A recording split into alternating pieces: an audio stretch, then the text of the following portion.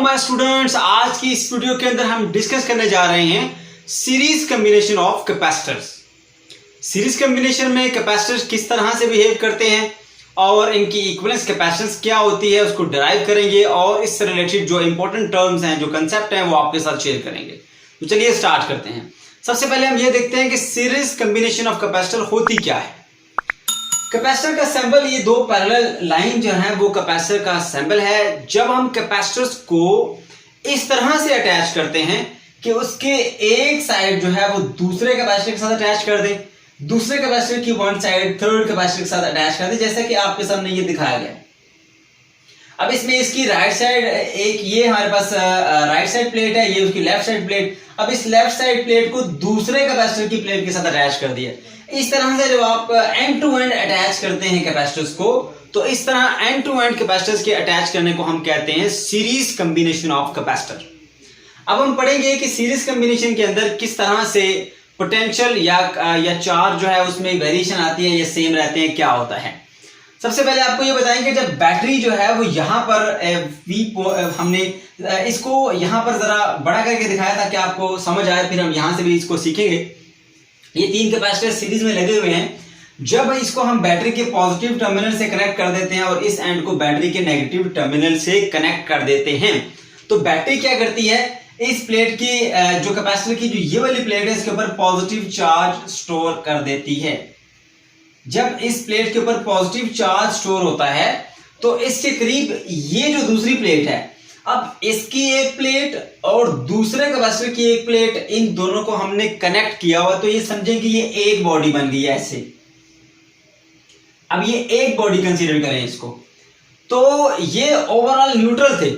जब इस प्लेट के ऊपर पॉजिटिव चार्ज आया तो ड्यू टू इलेक्ट्रोस्टैटिक इंडक्शन इस प्लेट के ऊपर नेगेटिव चार्ज आ जाएगा।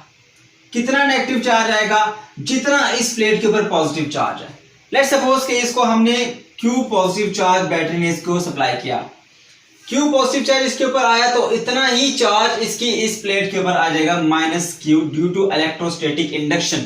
अगर इलेक्ट्रोस्टैटिक इंडक्शन का टॉपिक आपके माइंड में नहीं है तो आपको एक सेकंड के लिए बता देते हैं कि एक न्यूट्रल बॉडी के करीब जब आप कोई चार्ज बॉडी लेकर आते हैं, जैसे ये पॉजिटिवली चार्ज बॉडी है, तो क्या होता है, नियर एंड पर ऑपोजिट चार्ज और फार एंड पर सेम चार्ज आ जाता है। ये इसका करीबी वाला हिस्सा है, ये दूर वाला हिस्सा है।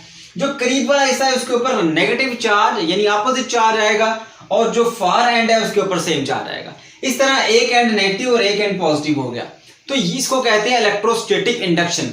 अब इसमें इस प्लेट का इस प्लेट के साथ कोई कनेक्शन नहीं है, लेकिन इस प्लेट इस कैपेसिटर की और ये प्लेट दूसरे कैपेसिटर की, ये आपस में अटैच है और ये एक न्यूट्रल बॉडी बन गई है। जब इस प्लेट के ऊपर पॉजिटिव चार्ज आया तो ड्यू टू इलेक्ट्रोस्टैटिक इंडक्शन ये जो हमारे पास सेट है इसके इस साइड पर नेगेटिव चार्ज आ जाएगा। तो जितना यहां नेगेटिव चार्ज आया है उतना इस तरफ पॉजिटिव चार्ज आ जाएगा। तो इस तरह से जब इसके ऊपर पॉजिटिव चार्ज आया तो ड्यू टू इलेक्ट्रोस्टैटिक इंडक्शन इसके ऊपर भी बिल्कुल ऐसे ही इस वाल के ऊपर या इस प्लेट के ऊपर नेगेटिव चार्ज आ जाएगा, तो इस एंड के ऊपर पॉजिटिव चार्ज आ जाएगा। क्यों इस पे क्यों पॉजिटिव चार्ज आएगा? क्योंकि हम सीख चुके हैं कि चार्ज बॉडी न्यूट्रल बॉडी के करीब लाने से नियर एंड पर ऑपोजिट चार्ज और फार एंड पर सेम चार्ज आ जाता है। उसकी वजह क्या है? जैसा क्योंकि ये पॉजिटिवली चार्ज बॉडी है तो इससे सारे इलेक्ट्रॉन को खींच के अपनी तरफ ले आती है, तो इस तरफ पॉजिटिव चार्ज बन जाएगा क्योंकि इलेक्ट्रॉन चले गए हैं, इधर नेगेटिव चार्ज बन जाएगा क्योंकि इलेक्ट्रॉन आ गए हैं। इस तरह इस प्लेट के ऊपर पॉजिटिव चार्ज आएगा। अब ड्यू टू इलेक्ट्रोस्टैटिक इंडक्शन इसके ऊपर नेगेटिव चार्ज इस तरह कैपेसिटर जो है वो इधर पॉजिटिव चार्ज, इधर नेगेटिव, इधर Q पॉजिटिव, इधर Q नेगेटिव, इधर Q पॉजिटिव और इसके ऊपर Q नेगेटिव चार्ज आ जाता है। तो इससे आपने एक बात माइंड में रखनी है कि इससे हुआ क्या। देखिए, जितना चार्ज हमने इस प्लेट के ऊपर डिपॉजिट किया था उतना ही नेगेटिव चार्ज इस पॉइंट पे आया। जितना नेगेटिव चार्ज इस पॉइंट पे आया, ये क्योंकि इलेक्ट्रोस्टैटिक इंडक्शन की वजह से हुआ है, इसलिए उतना ही पॉजिटिव चार्ज इस प्लेट पर आएगा। अब इस प्लेट के ऊपर पॉजिटिव चार्ज की वजह से इसमें भी इलेक्ट्रोस्टैटिक इंडक्शन का फिनोमेना प्रोड्यूस हुआ, तो जितना पॉजिटिव नेगेटिव चार्ज यहां पर है उतना ही पॉजिटिव चार्ज इस तरह। तो इस तरह आपने सीखा कि ये तमाम के तमाम कैपेसिटर्स के ऊपर Q चार्ज स्टोर हुआ। जो चार्ज बैटरी ने सप्लाई किया वो चार्ज Q था, तो Q चार्ज यहां से सप्लाई हुआ, इसको भी Q मिला, इसको भी Q मिला, इसको भी Q मिला। तो यहां पर आपके पास जो चार्ज है वो सेम स्टोर होगा तीनों कैपेसिटर्स के ऊपर। हालांकि ये कैपेसिटर तीनों जो हैं वो C1, C2, C3 अलग अलग कैपेसिटर्स के हैं, लेकिन इनके ऊपर सेम चार्ज स्टोर होगा। उसकी वजह क्या है ये हमने डिटेल में देख ली इसको, क्योंकि ये चार्ज उसके ऊपर जो स्टोर होता है सीरीज कॉम्बिनेशन के अंदर वो ड्यू टू इलेक्ट्रोस्टैटिक इंडक्शन की हेल्प से स्टोर होता है। क्यों इक्वल होता है उसकी वजह हमने यहाँ पर डिस्कस कर ली। ओके, अब हम बात करते हैं, क्योंकि मैंने आपको इससे पहली वीडियो में ये बताया था कि जब आपके पास पोटेंशियल डिफरेंस सेम होता है तमाम कैपेसिटर्स के अलोंग तो फिर चार्ज डिफरेंट होगा, और जब चार्ज सेम होगा तो फिर पोटेंशियल डिफरेंस आपके पास डिफरेंट होगा। अब यहां पर देख लें, आपके पास क्योंकि चार्ज तीनों कैपेसिटर्स के अलोंग सेम आगे आ चुका है, इसलिए क्या होगा कि अब इनके दरमियान जो पोटेंशियल डिफरेंस है तीनों के अलोंग वो अलग अलग होगा। उसकी वजह क्या है कि बैटरी जो पॉजिटिव चार्ज को यहां से सप्लाई करती है, यहां से पॉजिटिव चार्ज इधर ले जाने के लिए उसको वर्क करना पड़ेगा W1, इस पॉइंट पर लाने के लिए वर्क करना पड़ेगा W2, और इससे भी दूर लेकर जाना है तो यहां पर वर्क करना पड़ेगा W3। तो W1, W2, W3 ये तीन अलग अलग पॉइंट के ऊपर बैटरी को वर्क करना पड़ेगा चार्ज को आगे मूव कराने के लिए। तो वर्क जो हम करते हैं यहां पर ये W आ जाएगा, इसके अलोंग कितना वर्क करना पड़ा W1, इसके अलोंग वर्क करना पड़ा W2, इसके अलोंग वर्क करना पड़ा W3। W1, W2, W3 ये हमें वर्क करना पड़ा, ये बैटरी को वर्क करना पड़ा चार्ज को मूव करने के लिए। कितना चार्ज मूव किया बैटरी ने? Q divided by Q divided by Q divided by Q। अब जो पोटेंशियल होता है इलेक्ट्रोस्टैटिक पोटेंशियल वो क्या होता है? V is equal to work done per unit charge. अगर आपको याद हो तो इसका फॉर्मूला हमने पढ़ा था, V is equal to work done per unit charge. Potential electric potential क्या होता है? Work done per unit charge. तो ये वर्क डन हुआ है इस यूनिट चार्ज के ऊपर W1 बाय Q, तो इसको हम कहेंगे V1। ये वर्क डन हुआ है W2 पर यूनिट चार्ज के ऊपर, तो इसको बोलेंगे हम V2। ये वर्क डन हुआ है इस कैपेसिटर के ऊपर, इसको बोलेंगे V3। अब देख सकते हैं आपके अलग अलग पोटेंशियल डिफरेंस तीनों के अक्रॉस आ चुका है, तो इसलिए यहां पर अलग अलग पोटेंशियल डिफरेंस आता है। याद रखें सीरीज के अंदर जब कोई भी एलिमेंट्स आपको अटैच करते हैं, होम अप्लायंसेस आप घर में कोई भी अटैच करेंगे तो सबको सेम वोल्टेज नहीं मिलेंगे, इसीलिए घरों में तमाम की तमाम जितनी भी अप्लायंसेस होती हैं उनको हम पैरेलली कनेक्ट करते हैं ताकि तमाम वोल्टेज तमाम को इक्वल वोल्टेज मिले। जो घर में 220 वोल्ट आ रहे होते हैं, हमारी मोस्टली होम अप्लायंसेस 220 वोल्ट पे काम करती हैं, तो सबको 220 वोल्ट अगर मिलेंगे तो वो प्रॉपरली वर्क करेंगी। इसलिए हम सब की सब जो अप्लायंसेस है उनको पैरेलली कनेक्ट करते हैं, क्योंकि सीरीज के अंदर वोल्टेज डिवाइड हो जाते हैं। तो आप याद रखें सीरीज में वोल्टेज डिवाइड होते हैं, पैरेलल के अंदर वोल्टेज सेम रहते हैं। यहां पर कैपेसिटर सीरीज में है तो वोल्टेज डिवाइड हो जाएंगे, V1, V2, V3 अलग अलग। तो ये हमारे पास इसमें ये केस डिवाइड हुआ।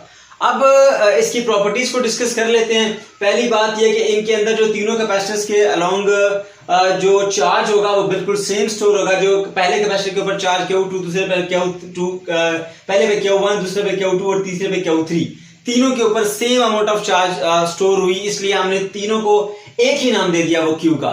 तो हमने कहा Q चार्ज इधर स्टोर होता है, Q चार्ज इधर और Q चार्ज इधर स्टोर होता है। अब क्योंकि पोटेंशियल डिफरेंस इनमें सेम नहीं है, पहले कैपेसिटर दूसरे और तीसरे के अलोंग अलग अलग पोटेंशियल डिफरेंस था, इसलिए V1 is not equal to V2 is not equal to V3। ये उस केस में है जब तीनों कैपेसिटर आपके अलग अलग कैपेसिटर्स के हैं। तो आपको मैंने ये कहा था कि जब आप इक्विवेलेंस कैपेसिटेंस कैलकुलेट करना चाह रहे हैं तो वो क्वांटिटी जो कि वेरी कर रही है तीनों कैपेसिटर्स के अलोंग उसकी आप इक्वेशन बनाएंगे।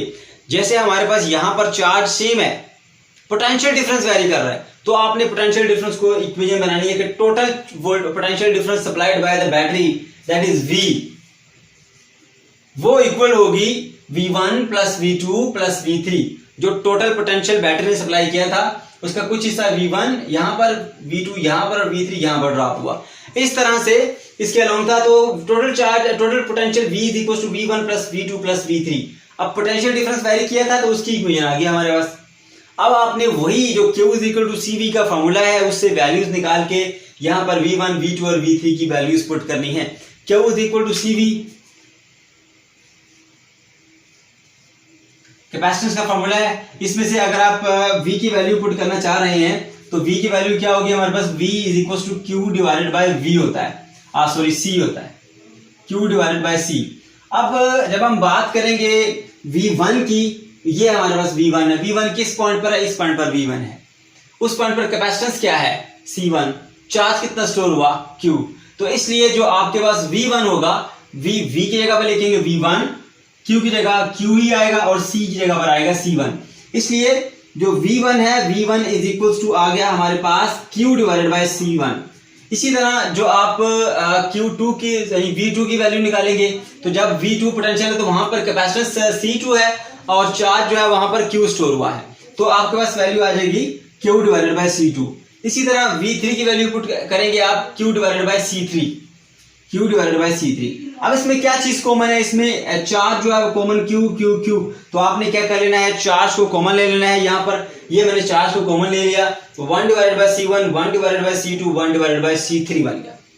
Q यहाँ मल्टीप्लाई हो रहा है, उस तरफ जाके डिवाइड हो जाएगा V डिवाइडेड बाय Q। तो ये हमारे पास आ गया V by Q is equal to 1 over C1, 1 over C2, 1 over C3।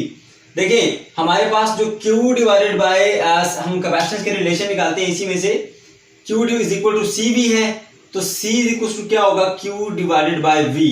लेकिन ये क्या लिखा हुआ है, V डिवाइडेड बाय Q, यानी इसका reverse, taking reciprocal on both side, V divided by Q is equal to 1 over C।